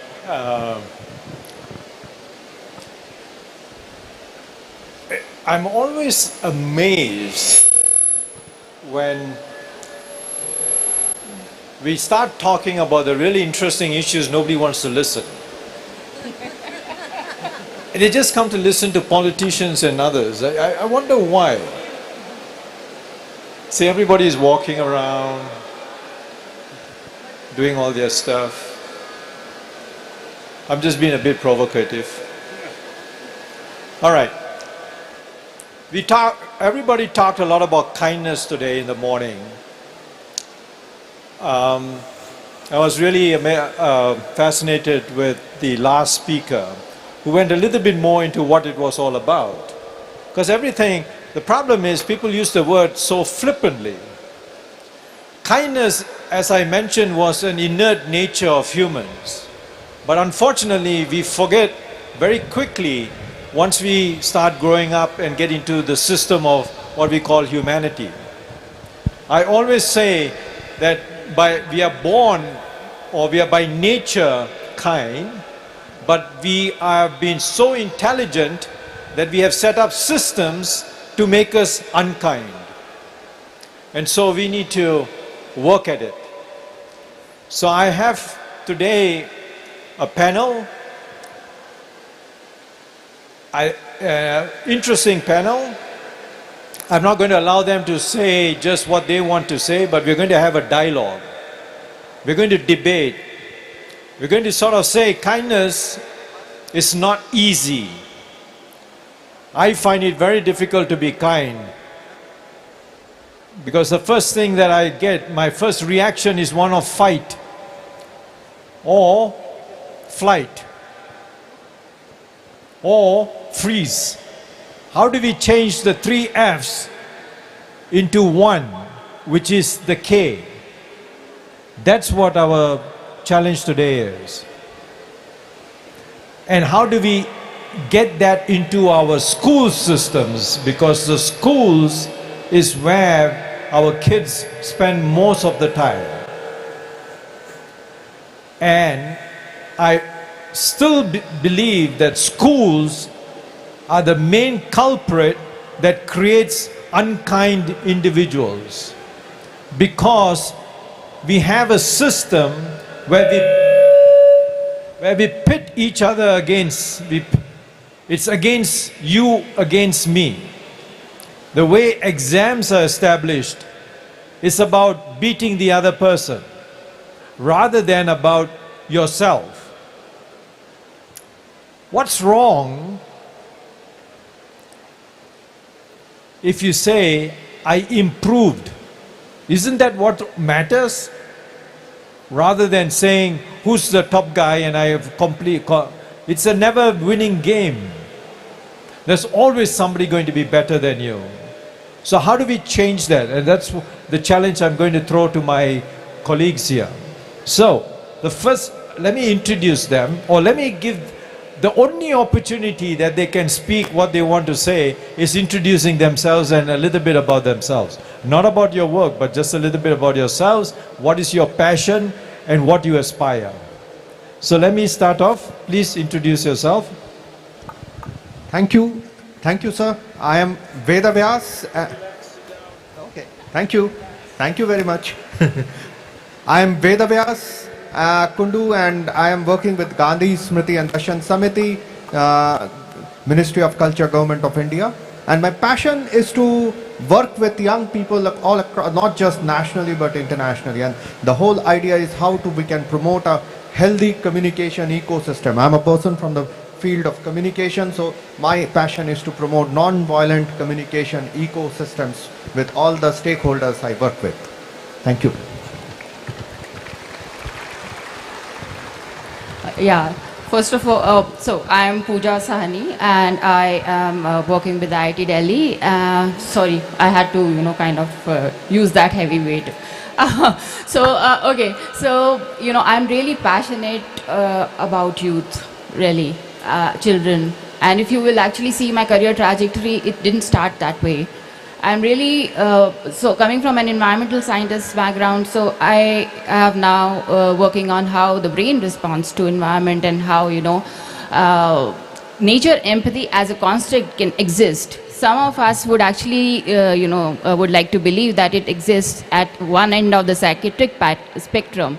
But believe me, kindness to nature is something which, as Ananta would like to put it, is inherent in children. And I'm really looking forward to working with, institutions like Heartfulness Institute and UNESCO MGIP in rethinking education, in making it more inclusive of, social emotional learning concepts. Yeah, thank you. Hi, everybody. My name is Kwani.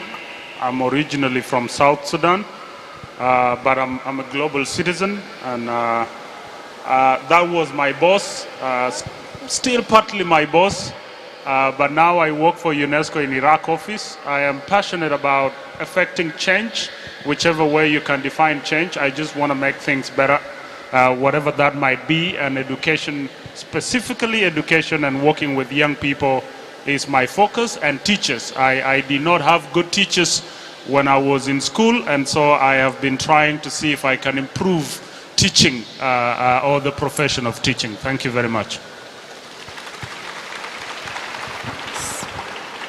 A very good afternoon. To introduce myself, I am Snehal Deshpande. I am also known as the baby whisperer. I love babies, and my passion is working with babies, working with relationships, and creating a change. Thank you. Okay, great. So we have a neuroscientist. We have, how would you describe yourself?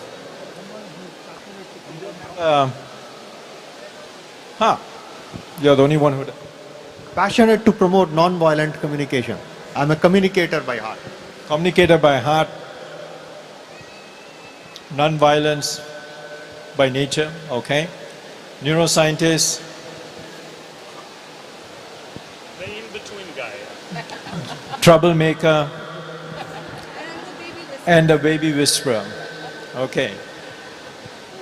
All right, let me start with the baby whisperer, because that's where we start with, the toddlers.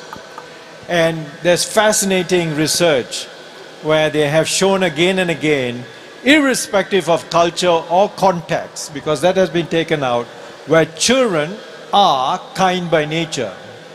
The famous, the one that I was in Kyoto, so Japan, they've done the same thing.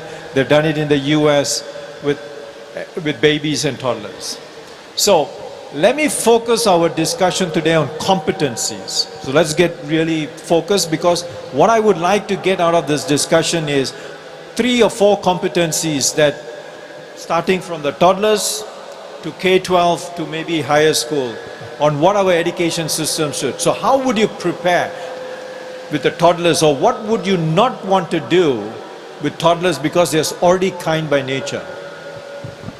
I would love to narrate a story, as I like to tell stories. And today morning we saw weddings happening, right? So one of the girls post her marriage, post few months, went to her mother's house and she started cribbing. My mother-in-law is this, my father-in-law is this, I'm feeling claustrophobic. And the mother kept listening to her and kept a hot pot on the gas stove. And the first thing what she put in one of the vessels was a carrot. And the moment she put a carrot, it just melted away. In the second pot, she put an egg. And egg, after boiling, became hard. And then the girl was going on, and she was observing what the mother was doing. In the third pot, the mother put a teaspoon of coffee. And yes, my friends, coffee gave its fragrance. Coffee blended with the water. Now this blending, and then the girl realized what the mother was trying to tell her. But will that blending come at the age where she was, or does it start very early? When I, as a developmental therapist, or anyone who is involved in ECE, the early childhood education, we are all known as the brain keepers. The hands around the brain, because the first 5 years are completely brain development. And it is like, you have roads around which are concretized, just getting concretized, the cement is being laid, and then you have to put something around it so that no one stamps on it. So the kids are like that. The first day in school, you find them so bewildered, they're confused, they're crying. So the first competency is, I feel, cooperation with the self. Cooperation with the self, and that means self-regulation. So Stuart Shankar from Canada has done enormous research in the field of self-regulation and babies.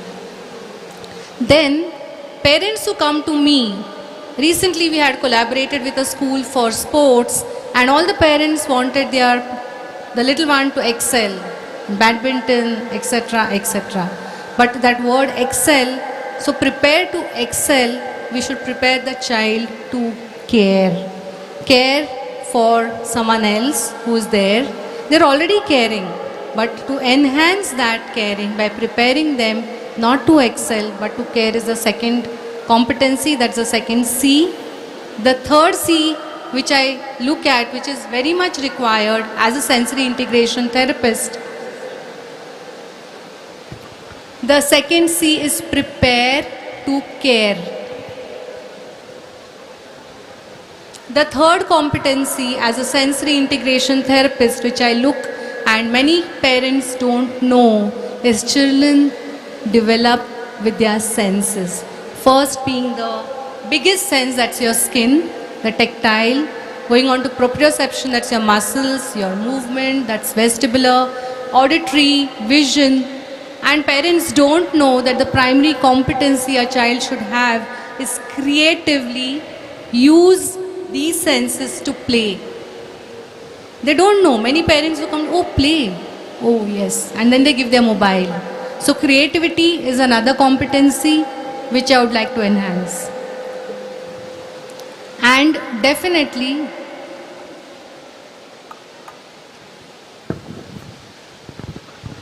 I'm going to be rude.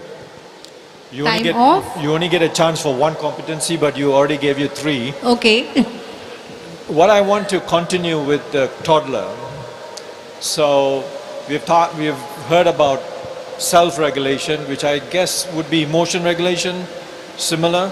Okay. Emotional regulation, adaptability. Okay, so care and stuff.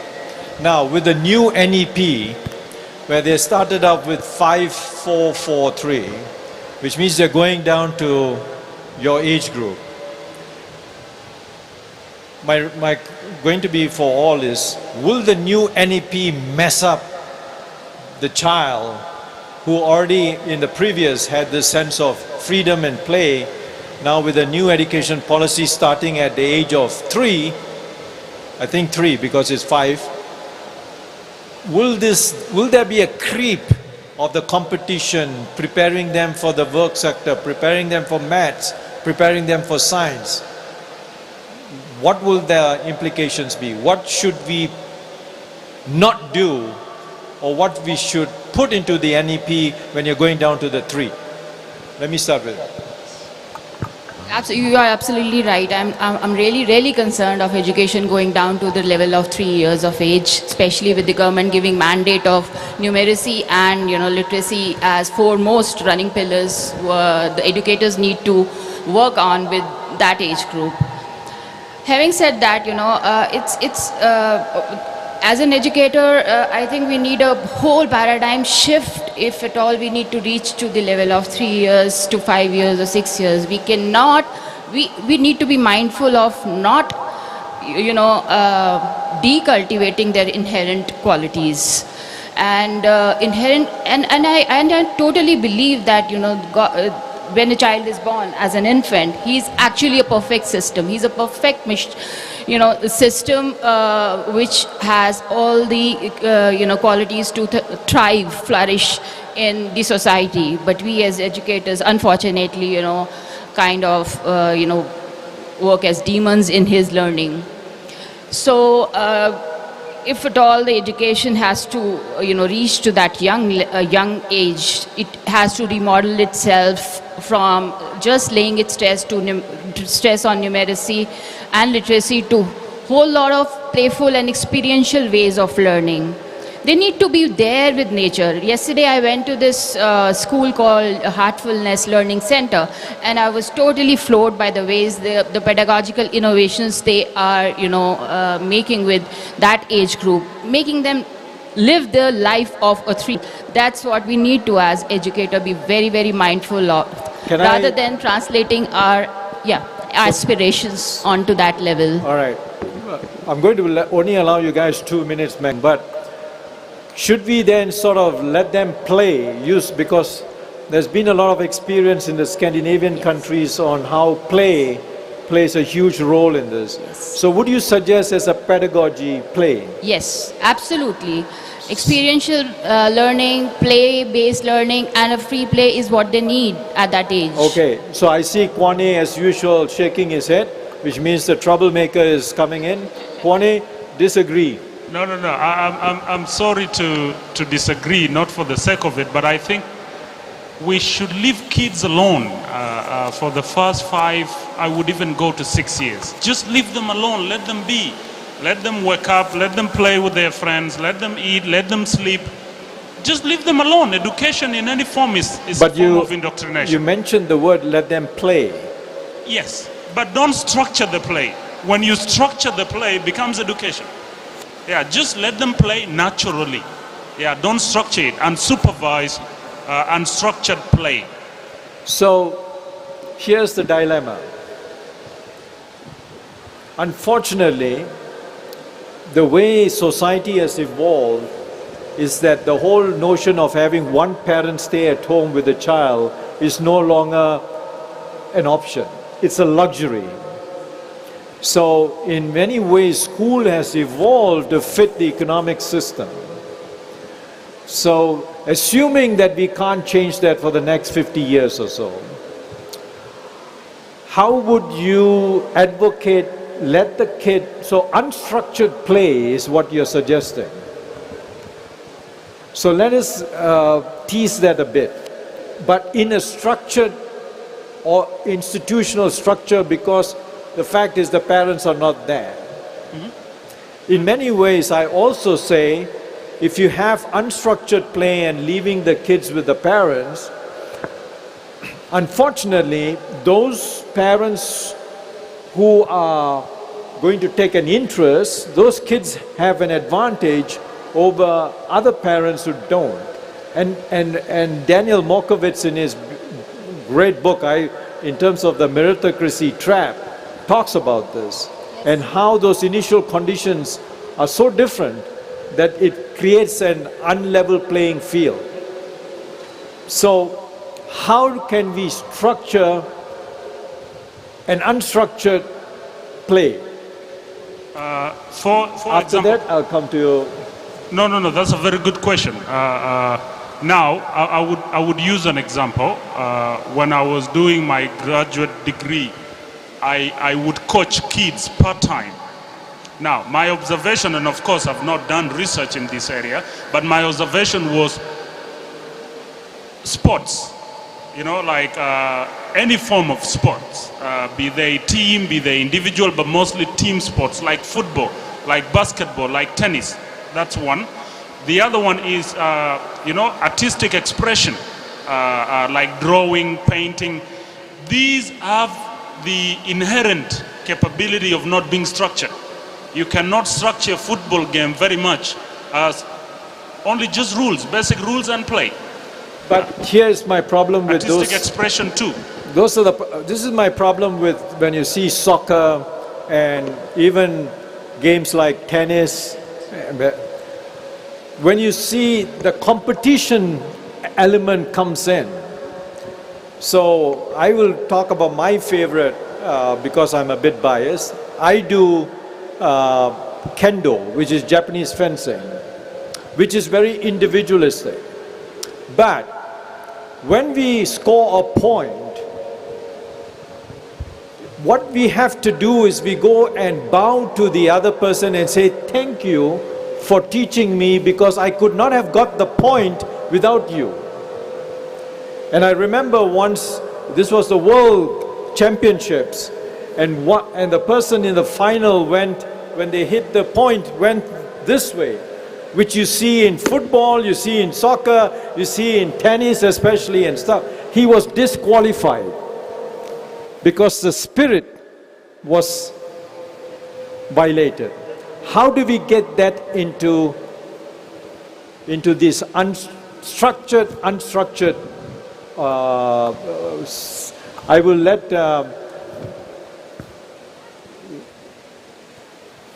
can I call you Veda? It's grand, isn't it, Veda? So I'll call Mr. Veda to tell a little bit about how we would do that. Well, I think that's a bit of a challenge, of course, because the environment that we are there, it is not an enabling environment.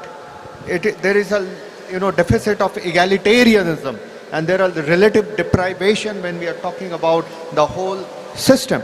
Because, say, as you just now pointed out, that parents who take interest then with their children, they have a better level playing situation.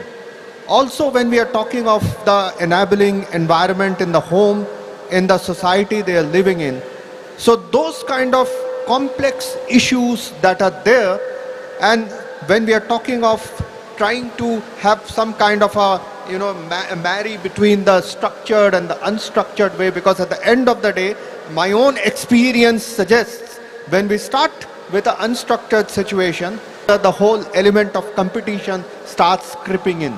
Like many times we organize these programs in Gandhi Smriti, and we want that there should not be any competition. It should be, it should not have those kind of things like who wins and who.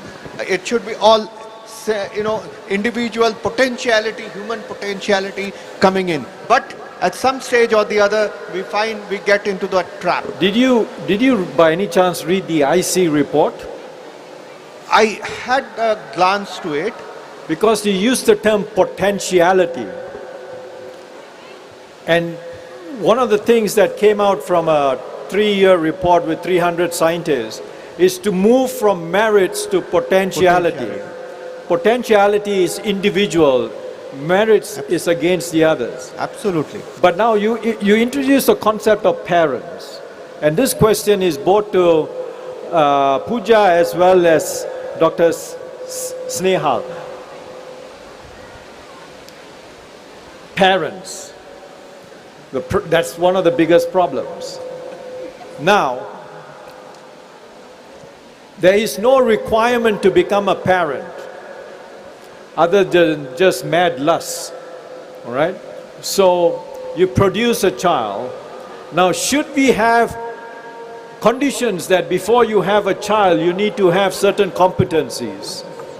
I as a parent after 3 children, I feel that I should have been imposed that because I did so much damage to the kids because it's a whole learning experience. So should we start with parents because they play such a big role in terms of building these competencies? So I want to now go into post the toddler into the next age group, or rather not next but flying up to the old. What are the competencies that are required to be a parent? So absolutely, you've actually hit the nail on its head, because today the challenge is not with the kids, I would say, or not with the teachers. We have several programs of teacher training, or and children anyways are beautiful souls. So it's the parents' aspirations which is corrupting the whole education system. And I, being engineer by training, I often have a kind of laughed with my friends, engineer friends, that to become an engineer and design on single machine, we are put through a rigorous training, I would say, of 4 years just to design a machine or probably build a bridge. And if I were to produce a machine called child, who's like the perfect system that can exist, I'm hardly trained with any tools or techniques. So yes, we totally are failing as a system to train or bring about those competencies which is required to become a mother or a father. And if I were to nail, one single competency which is required to, be a mother, which actually, is, I think, not natural, no more natural, because I see so many mothers anyways, that's a separate topic in altogether. But then, is, to be, to let them be, let the child be what he is, to be kind to your child, It's very easier said than done. It's natural for a mother to be kind to the child, but when it comes to the schooling or education, you will see that parents have far more aspiration than the child himself. So that's one thing we need to, in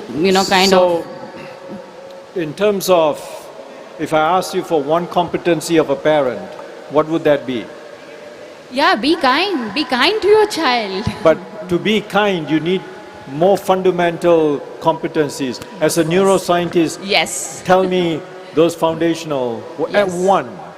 Yes. So, yes, I mean, there are a whole plethora of, competences which are required to be kind. It's important to actually be able to feel. It's actually important to, be in the child's shoes and see the world through his eyes. So, emotion recognition, emotion regulation? Emotion regulation from the parents is a basic requirement of any individual, right? Well, most of us are not trained in that. We are not trained in that. Not trained in that. I'm angry, but for me to recognize I'm angry, understand I'm angry, and also to accept I'm angry is okay too. Yes. But those qualities are so difficult. So, yes. So emotion regulation, back